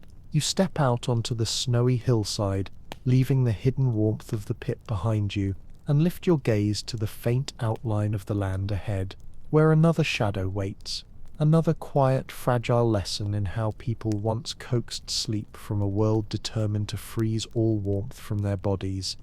You climb out of the dug fire pit shelter, brushing snow from your coat as the wind stretches its cold fingers across your face once more, and for a long moment you simply stand there, letting the storm wrap around you like a vast, shifting cloak, heavy and restless, carrying the deep hum of winter through its gusts.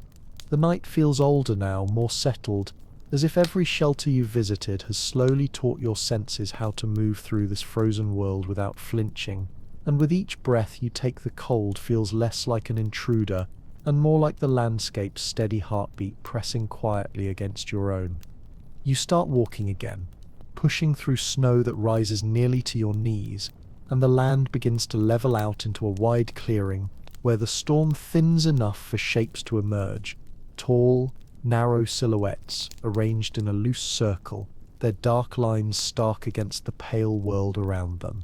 As you approach, you realize these are not trees, nor cabins, nor fences. They are drying racks, long wooden frames once used for stretching animal hides, now half buried in snow, their empty shapes bending slightly under the weight of frost. At the center of these racks lies a structure unexpected in its simplicity, a lean-to, built against the strongest rack frame, its slanted roof made of thick hides layered atop branches, its entrance facing away from the wind with practiced instinct. You kneel to lift the heavy hide that serves as the doorway, and the moment you step inside, the world shifts again.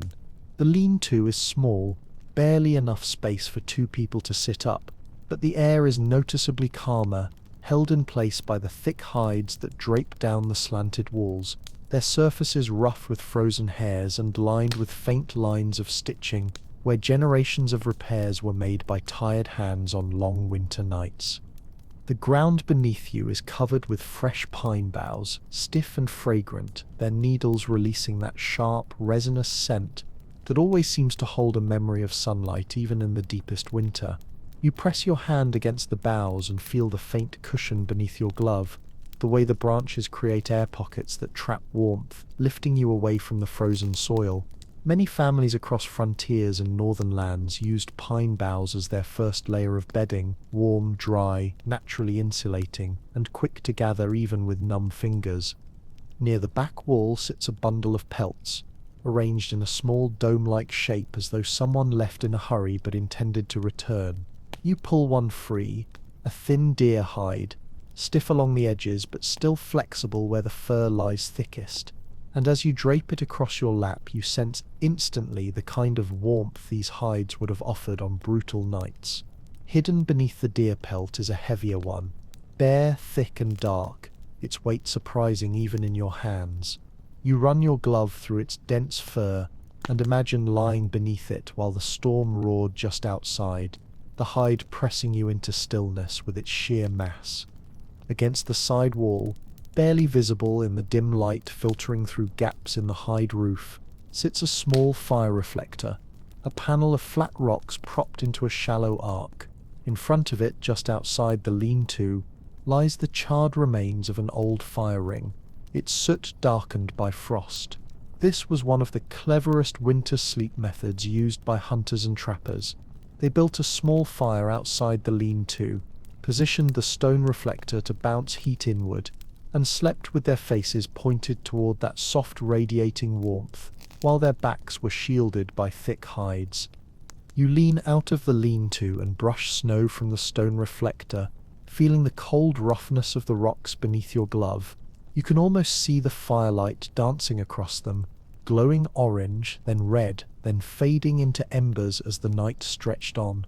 The lean-to's hides would catch the reflected heat, trapping it long enough for sleep to come even in temperatures that turned breath instantly to white crystals. A quiet, almost forgotten detail surfaces from old hunting journals. Many trappers slept half-sitting in these shelters, backs against hides, legs curled, hands tucked against the warmest part of the fire's reflection, because lying fully flat made the cold settle into their chests too quickly. You imagine that posture now upright, wrapped in hides, eyelids heavy, breath rising in pale curls toward the slanted roof. Inside the lean-to, the air carries the faintest warmth from the thick bedding and pelts, and as you sit there with the storm muted outside, the space feels strangely gentle, a pocket of survival shaped by instinct, and passed down through countless winters in countless lands. You close your eyes and imagine the scene fully alive, sparks leaping from a fire into the night, pine boughs crackling under shifting bodies, the soft weight of a pelt settling over tired shoulders, the hum of the wind stilled by careful construction and inherited wisdom. When you finally rise, the hide door brushes your shoulders as you step back into the open. The storm meets you instantly, swirling around your body in a cold embrace. But the scent of pine and the memory of warmth linger as you walk away from the lean-to. Ahead, through the restless haze of snow, another shelter waits. Another fragment of winter knowledge shaped by hands that refuse to surrender to the dark. You step away from the lean-to, and as the hide door falls shut behind you, the storm reclaims the silence instantly, sweeping around your legs in long curling ribbons of snow that tangle themselves across your tracks before you've taken 10 steps, and for a few breaths you simply move forward with your head bent, feeling the weight of winter press slowly steadily against your shoulders, the way deep water presses against a diver, unrelenting, heavy but strangely calming once you surrender to its rhythm. The night has grown darker but not quieter, and every gust carries with it that low, throaty hum only snowstorms create. A continuous whisper that fills the space around you like a long corridor made of cold and sound. As you walk, the land changes beneath your boots.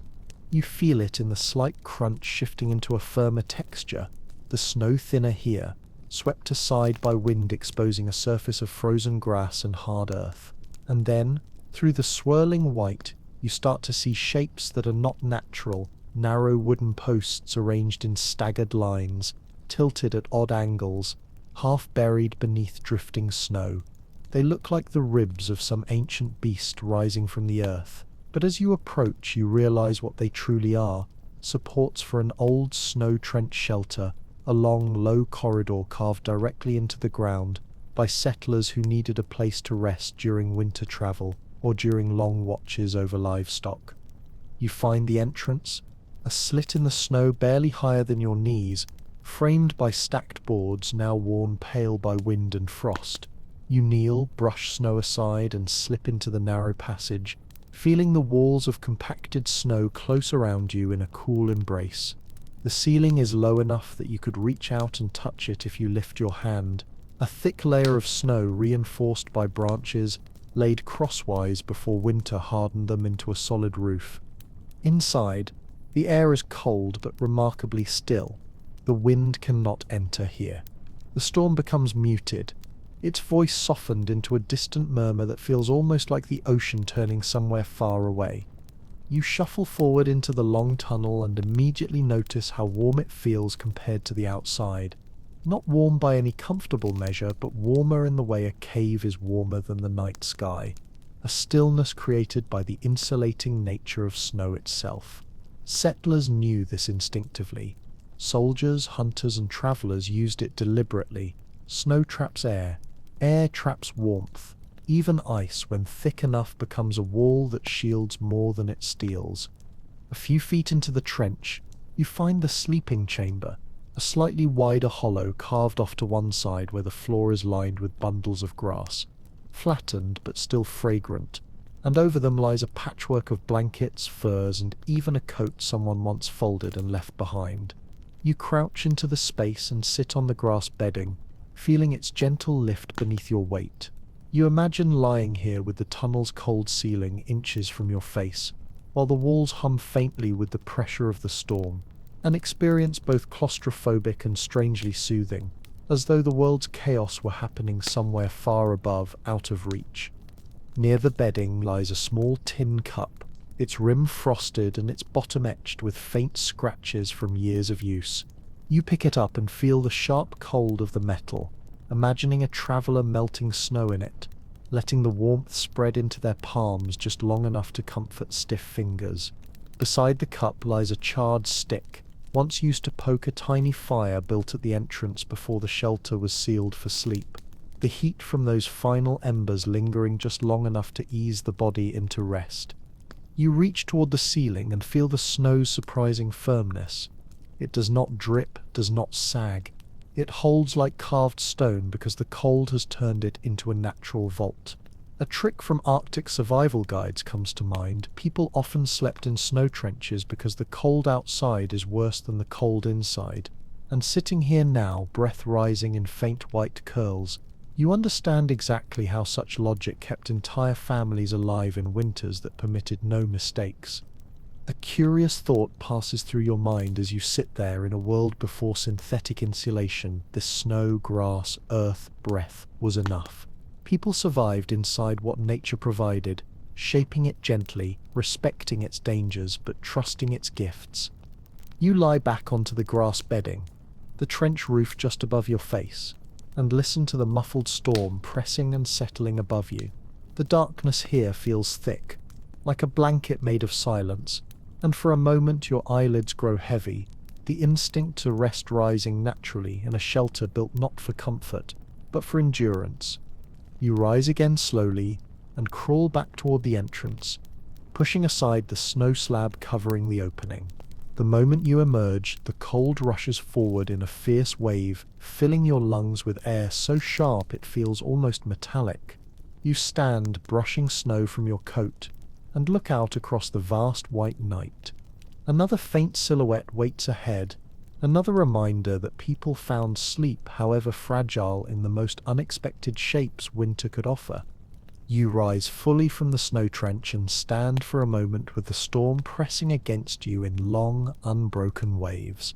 The wind weaving itself around your legs and shoulders like a restless animal pacing circles in the dark, and as you breathe in the thin, metallic cold you feel your senses sharpen, not from fear or urgency but from the steady calm that settles into the body once it has spent enough hours walking alongside winter without resisting it. The night has thickened again, the horizon invisible, the sky and ground blending into one unbroken sheet of swirling white. Yet through that shifting blur you begin to notice a faint line of shadow, low, broad, irregular, stretching across the slope ahead. You walk toward it slowly, cautious with each step, until the shape resolves into something unmistakably human-made. A windbreak corral built from stacked logs, rocks, and brush woven together to form a long barrier that shields a narrow space behind it from the full fury of the wind. These structures were common on open plains where trees were scarce and winds were merciless. And though they were built primarily to protect livestock, travelers caught in blizzards often huddled behind them, and on the most brutal nights used them as makeshift sleeping shelters.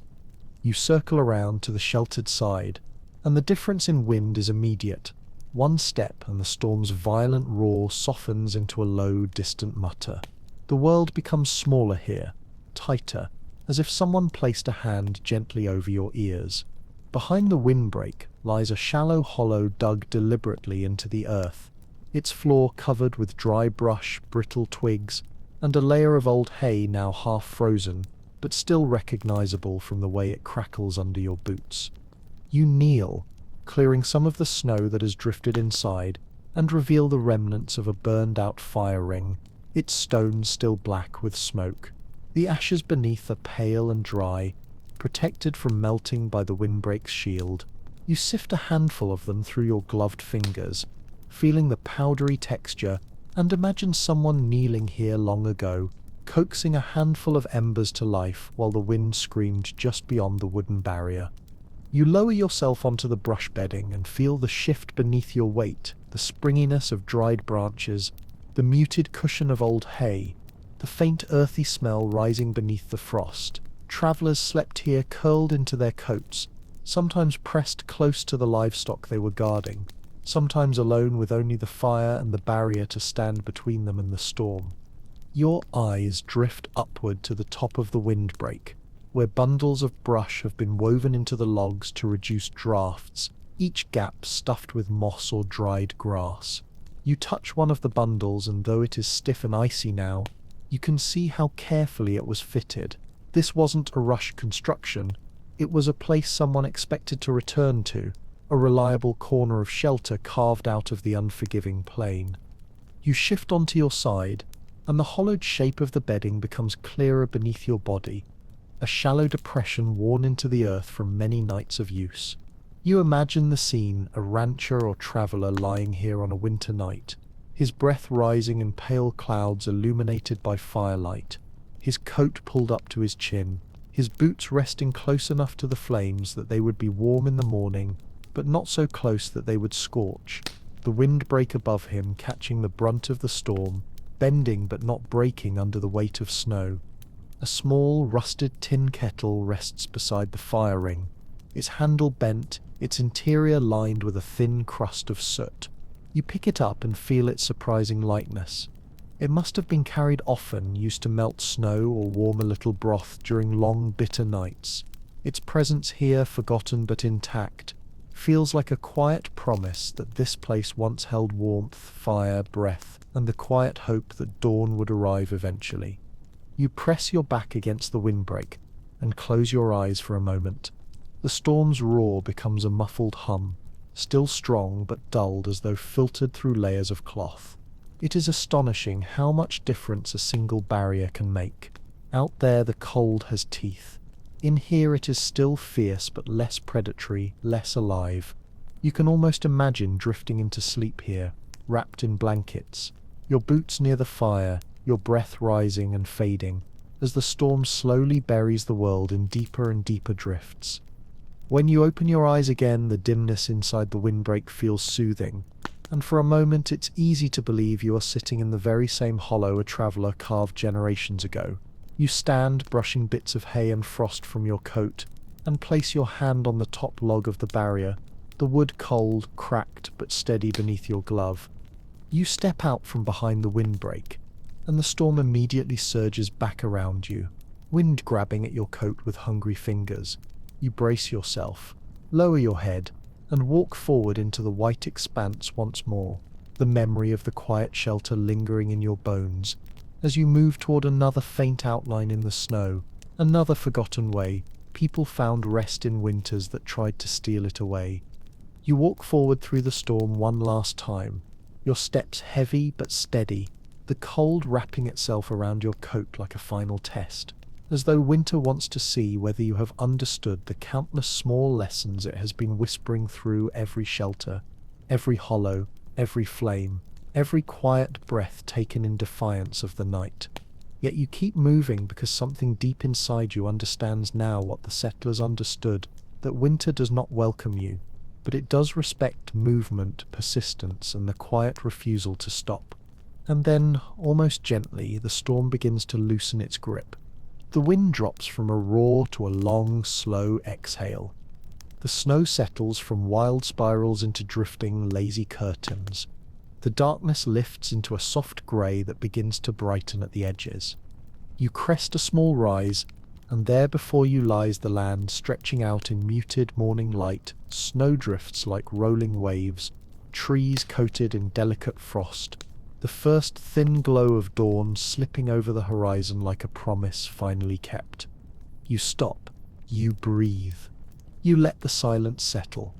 Looking back, you realize how far you've come, through sod houses, root cellars, smoke houses, trenches, barns, windbreaks, tents, lean-tos, fire pits, and earth homes carved by desperate hands.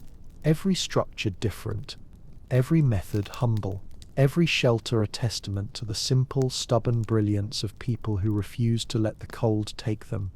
You understand something now that you didn't accept when you began. Warmth was never guaranteed. Comfort was never expected. Survival was woven from tiny acts. A stone warmed in a fire, a hide stitched and patched, a hollow dug into the soil, a trench carved beneath snow, a door sealed with fur, a pelt thrown over shivering shoulders, heat of fire coaxed from one last ember. It wasn't set strength alone that kept people alive. It was patience, ingenuity, endurance, and a kind of quiet hope that burned even when the flames died down. As the sky brightens into pale gold, the storm finally dissolves, slipping back into the vastness from which it came. The land exhales, the cold softens, the world stops shaking. You close your eyes and feel the first thin warmth of morning touch your frozen cheeks. Not enough to thaw you, not enough to chase away the cold buried deep in your bones, but enough to remind you that every winter, no matter how brutal, eventually surrenders to light. You take one final breath of the crisp morning air, and as you turn toward the path that will lead you out of this long, frozen night, you carry with you the quiet truth that guided generations before you. People didn't survive the coldest winters because they were fearless. They survived because they adapted, because they listened to the land, because they made warmth out of almost nothing, because they never stopped moving forward. And neither did you.